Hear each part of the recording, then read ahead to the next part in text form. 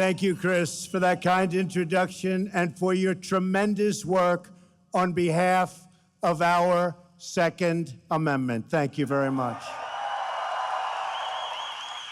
I want to also thank Wayne LaPierre for his unflinching leadership in the fight for freedom. Wayne, thank you very much. Great. I'd also like to congratulate Karen Handel on her incredible fight in Georgia 6. The election takes place on June 20th.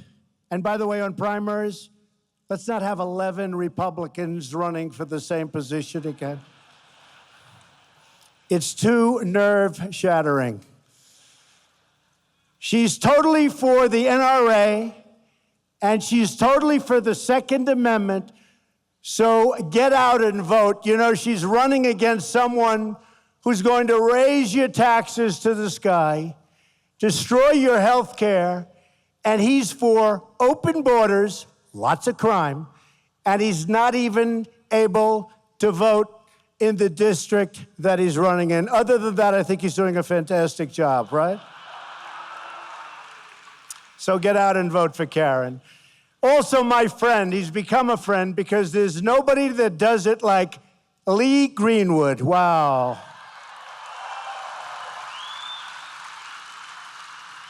Lee's anthem is the perfect description of the renewed spirit sweeping across our country, and it really is indeed sweeping across our country. So, Lee, I know I speak for everyone in this arena when I say we are all very proud, indeed, to be an American. Thank you very much, Lee.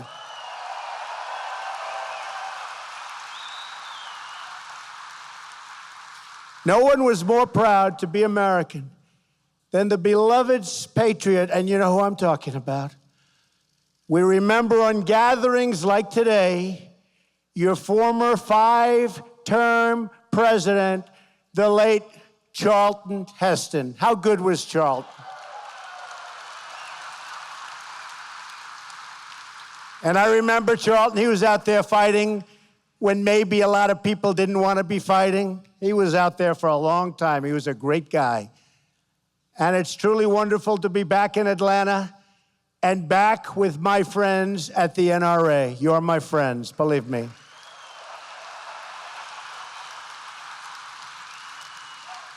Perhaps some of you remember the last time we were all together. Remember that? We had a big crowd then, too, so we knew something was happening.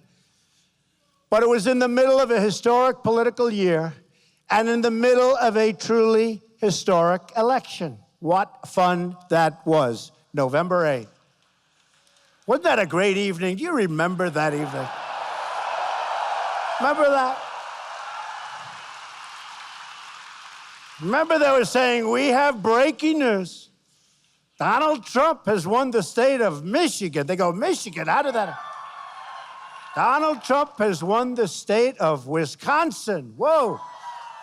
But earlier in the evening, remember, Florida, North Carolina, South Carolina, Pennsylvania, all the way up. We ran up the East Coast. And you know, the Republicans have a tremendous disadvantage in the Electoral College. You know that. And tremendous disadvantage. And to run the whole East Coast, and then you go with Iowa and Ohio and all of the different states. It was a great evening, one that a lot of people will never forget. A lot of people. Not going to forget that evening. And remember they said, there is no path to 270. For months I was hearing that. You know, they're trying to suppress the vote. So they keep saying it. So people say, you know, I really like Trump. He loves the Second Amendment. He loves the NRA. I love him, but let's go to the movie because he can't win because they're trying to suppress the vote. But they'd say, I mean, hundreds of times I heard, there is no vote, you know, there's no route. They'd say, there is no route to 270. And we ended up with 306. So they were right. Not 270, 306.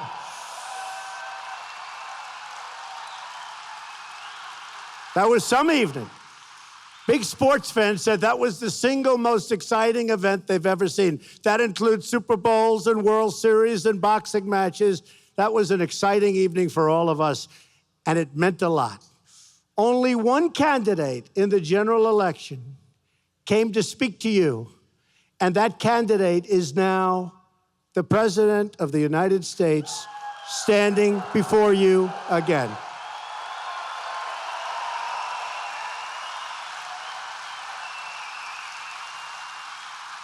I have a feeling that in the next election, you're going to be swamped with candidates, but you're not going to be wasting your time. You'll have plenty of those Democrats coming over, and you're going to say, no, sir, no, thank you. No, ma'am, perhaps, ma'am. It may be Pocahontas. Remember that.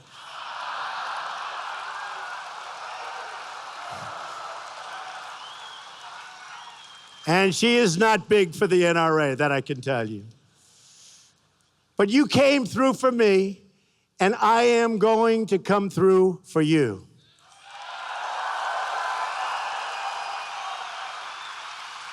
I was proud to receive the NRA's earliest endorsement in the history of the organization.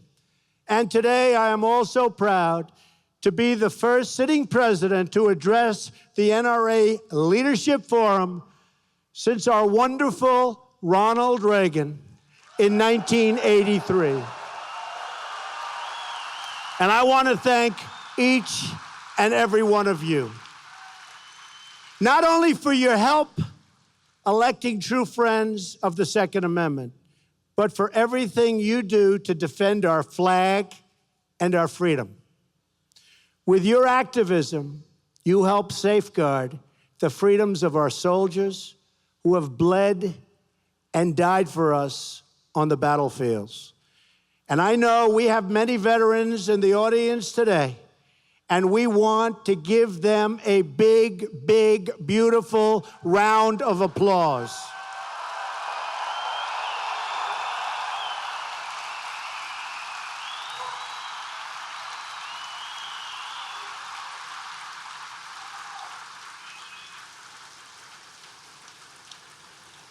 And like I promised, we are doing a really top job already. 99 days, but already with the Veterans Administration, people are seeing a big difference. We are working really hard at the VA, and you're going to see it, and you're already seeing it, and it's my honor. I've been telling you we're going to do it, and we're doing it. Thank you.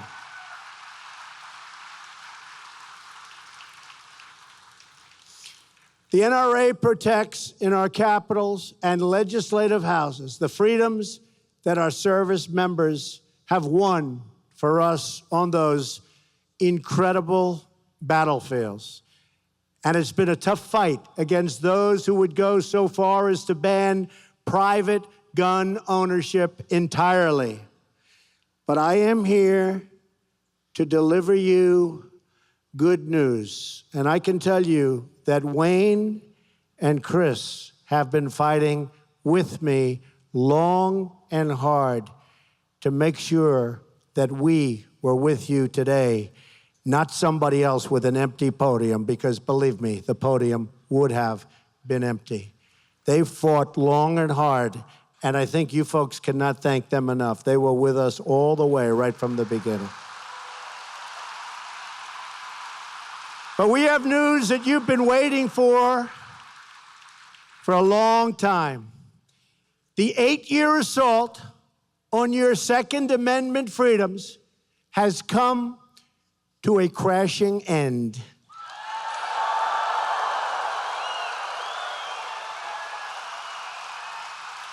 You have a true friend and champion in the White House. No longer will federal agencies be coming after law-abiding gun owners. No longer will the government be trying to undermine your rights and your freedoms as Americans. Instead, we will work with you by your side. We will work with the NRA to promote responsible gun ownership, to protect our wonderful hunters and their access to the very beautiful outdoors. You met my son. I can tell you, both sons, they love the outdoors. Frankly, I think they love the outdoors more than they love, by a long shot, Fifth Avenue, but that's okay. And we want to assure you of the sacred right of self-defense for all of our citizens.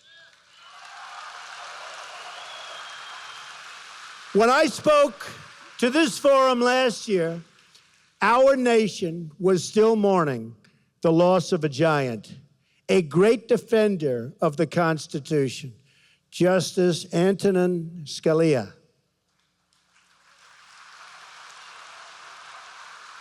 I promised that if elected, I would nominate a justice who would be faithful and loyal to the Constitution.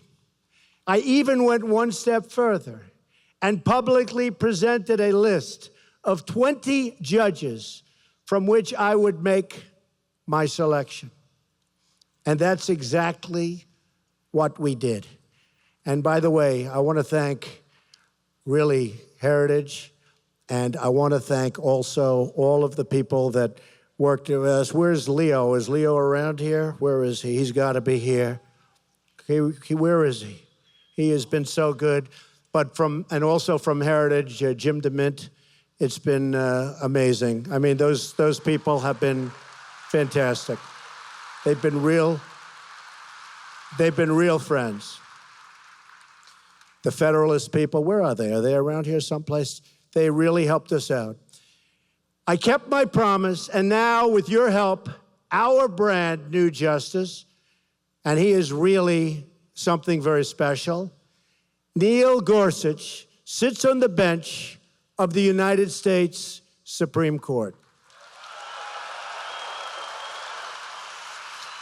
For the first time in the modern political era, we have confirmed a new justice in the first 100 days.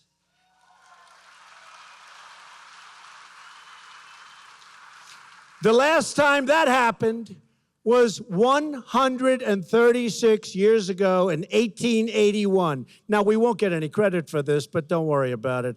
The credit is in the audience, right? The credit is in the audience.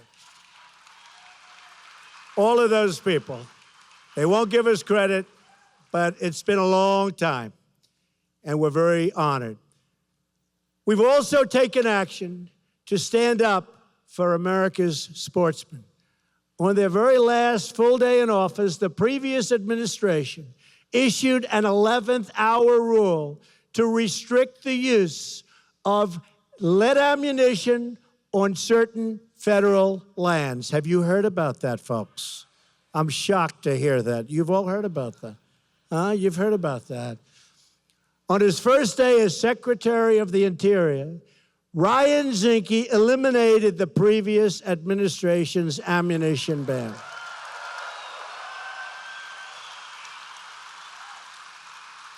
He's going to be great. Ryan's going to be great. We have also moved very quickly to restore something gun owners care about very, very much. It's called the rule of law. We have made clear that our administration will always stand with the incredible men and women of law enforcement. In fact, countless members of law enforcement are also members of the NRA because our police know that responsible gun ownership saves lives and that the right of self-defense is essential to public safety. Do we all agree with that?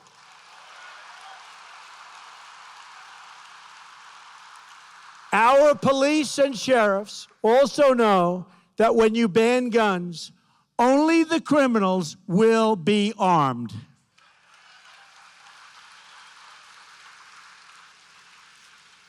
For too long, Washington has gone after law-abiding gun owners while making life easier for criminals, drug dealers, traffickers, and gang members. MS-13, you know about MS-13? It's not pleasant for them anymore, folks. It's not pleasant for them anymore. That's a bad group. Not pleasant for MS-13. Get them the hell out of here, right? Get them out. We are protecting the freedoms of law-abiding Americans, and we are going after the criminal gangs and cartels that prey on our innocent citizens, and we are really going after them. As members of the NRA know well, some of the most important decisions a president can make are appointments, and I've appointed people who believe in law, order, and justice.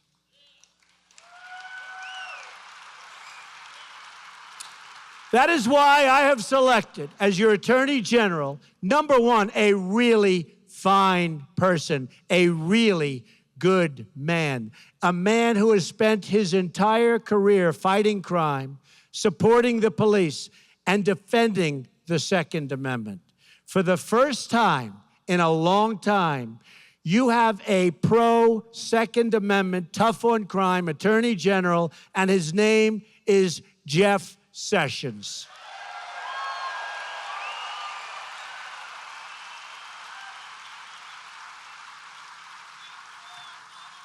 And Attorney General Sessions is putting our priorities into action. He's going after the drug dealers who are peddling their poison all over our streets and destroying our youth. He's going after the gang members who threaten our children. And he's fully enforcing our immigration laws in all 50 states. And you know what? It's about time.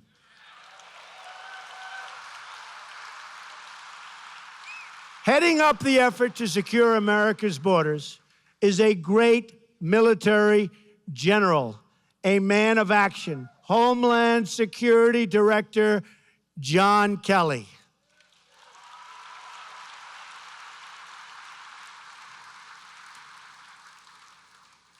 Secretary Kelly, who used to be General Kelly, is following through on my pledge to protect the borders, remove criminal aliens, and stop the drugs from pouring into our country.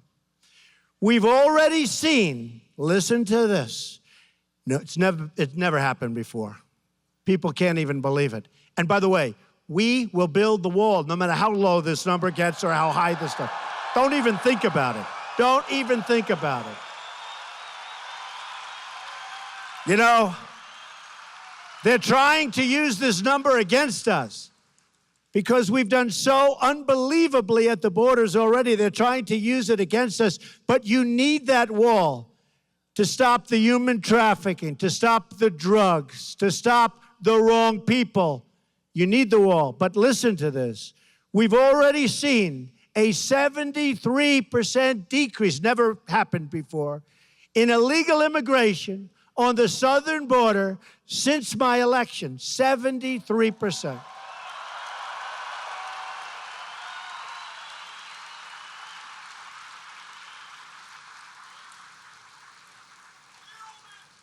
You see what they're doing, right? So why do you need a wall? We need a wall. We'll build the wall. Don't even think about it. Don't even think about it. Don't even think about it. That's an easy one. We're going to build the wall. We need the wall. I said to General Kelly, how important is it? He said, very important. It's that final element. We need the wall. And it's a wall in certain areas, obviously, where you have these massive physical structures you don't need, and we have certain big rivers and all. But we need a wall, and we're going to get that wall. And the world is getting the message. They know that our border is no longer open to illegal immigration, and that if they try to break in, you'll be caught and you'll be returned to your home. You're not staying any longer. And if you keep coming back illegally after deportation, you will be arrested, prosecuted, and you will be put behind bars. Otherwise, it'll never end.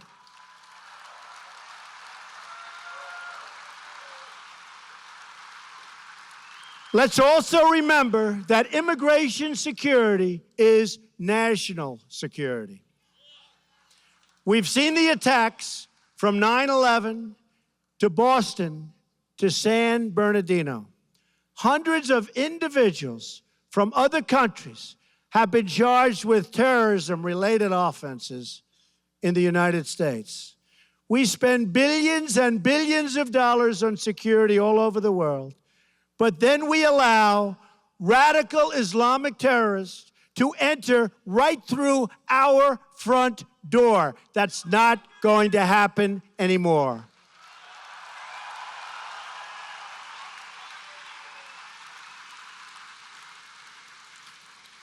It's time to get tough. It's time we finally got smart. And yes, it's also time to put America first.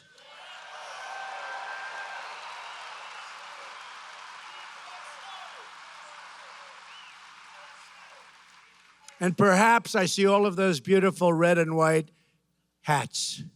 But we will never forget our favorite slogan of them all, "Make America Great Again." Right? Keeping our communities safe and protecting our freedoms also requires the cooperation of our state leaders. We have some incredible pro-Second Amendment governors here at the NRA conference, including Governor Scott of Florida. Where's Governor Scott? Where's? Great guy, doing a great job. Governor Bryant of Mississippi, what a wonderful place. Governor Bryant is here. Thank you. Governor Deal of Georgia.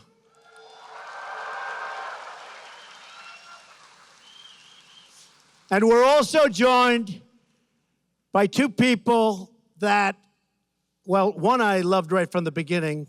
The other one I really liked, didn't like, and now like a lot again. Does that make sense? Senator David Perdue, he was from the beginning, and Senator Ted Cruz, like, dislike, like. Where are they? Good guys. Good guys, smart cookies. Each of these leaders knows that public officials must serve under the Constitution, not above it. We all took an oath to preserve, protect, and defend the Constitution of the United States, and that means defending the Second Amendment.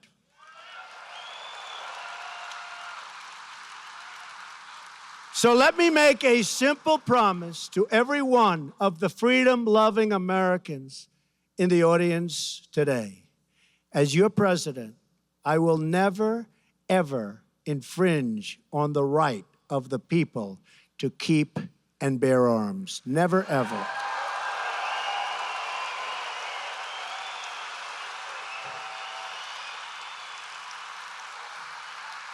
Freedom is not a gift from government. Freedom is a gift from God.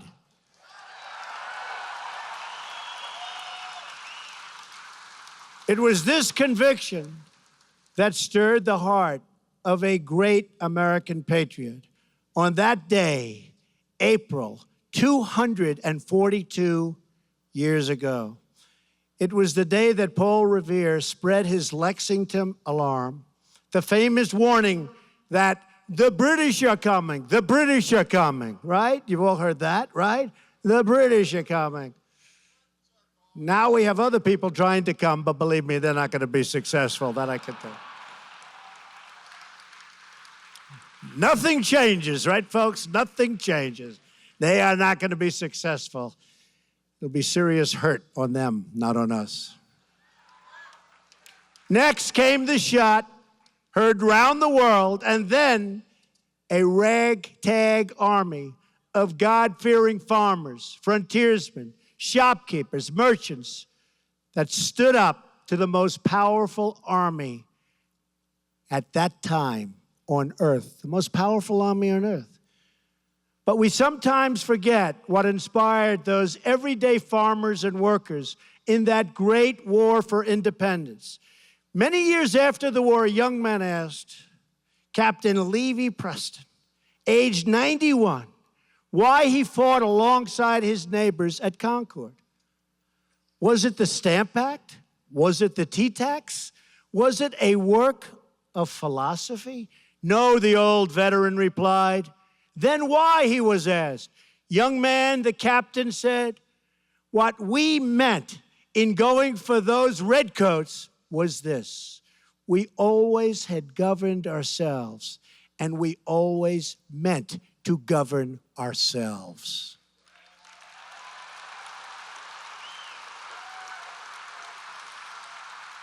Captain Preston's words are a reminder of what this organization and my administration are all about. The right of a sovereign people to govern their own affairs and govern them properly.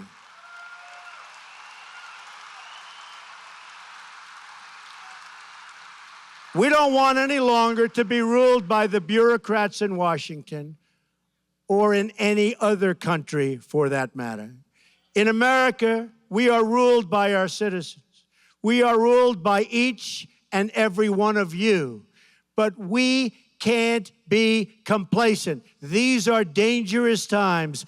These are horrible times for certain obvious reasons. But we're going to make them great times again. Every day, we are up against those who would take away our freedoms, restrict our liberties, and even those who want to abolish the Second Amendment. We must be vigilant, and I know you are all up to the task.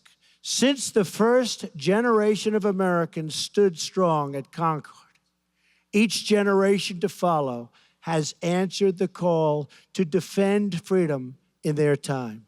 That is why we are here today, to defend freedom for our children, to defend the liberty of all Americans, and to defend the right of a free and sovereign people to keep and bear arms.